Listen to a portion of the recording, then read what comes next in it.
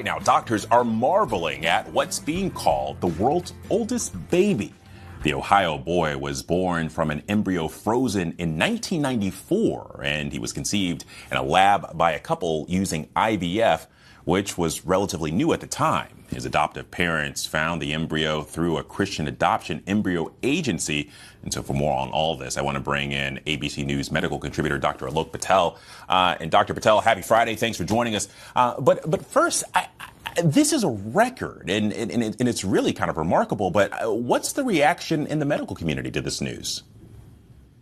You know, Alex, I know people will see these headlines and think this is sci-fi, this is something of the future, but some of the physicians and scientists I've talked to are like, hey, no, this is what we can do with reproductive science and technology. The fertility doctors I've talked to, the reproductive endocrinologists, see this headline and say, yes, spread awareness that we can keep these embryos frozen for a very long period of time.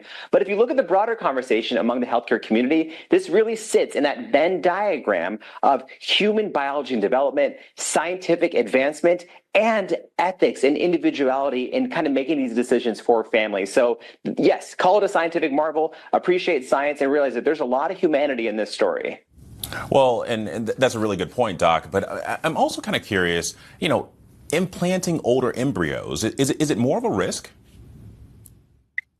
From everything that the data suggests and what I've talked to about the experts here, the only risk or the only higher risk situation really comes at the age of the woman when the embryo was frozen. But if the embryo successfully can be thawed and passes screening, the risk is exactly the same. It could be an embryo that's been frozen for a few months or one that's been frozen for 30 years. Because remember, this baby was born at term and is fully healthy. So that actual freezing process is what matters. And that process has actually advanced over time. After the year 2000, the new method of cryopreservation is even more advanced with a higher success rate when it comes to thawing.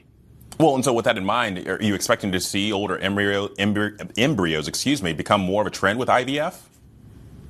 In general, we are seeing higher rates of ART, that's assisted reproductive technology, and IVF is one of them. So there is an unknown question about what is going to happen with these potential millions of frozen embryos across the world. But Alex, we see that CDC birth rates are going down. The request for IVF is actually going up. About 2 to 3% of U.S. births are born from ART, and that's higher in some states. And it's unfortunately lower in other states as well, where people may want to seek this technology, but may not be able to because of access, healthcare policy in that state, or insurance coverage.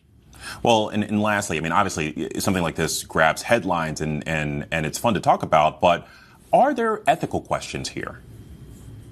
That's exactly right. So there are ethical questions, and these are questions that we should be asking and making sure that people are on the same page with, because it affects state-by-state policy. One of the biggest questions is, what is the future of frozen embryos that may not be put up for adoption? What is the ethical consideration when it comes to research, and who actually owns, I may say that, when it comes to embryos? So we have to have these conversations while we are talking about advancements in science and celebrating new births.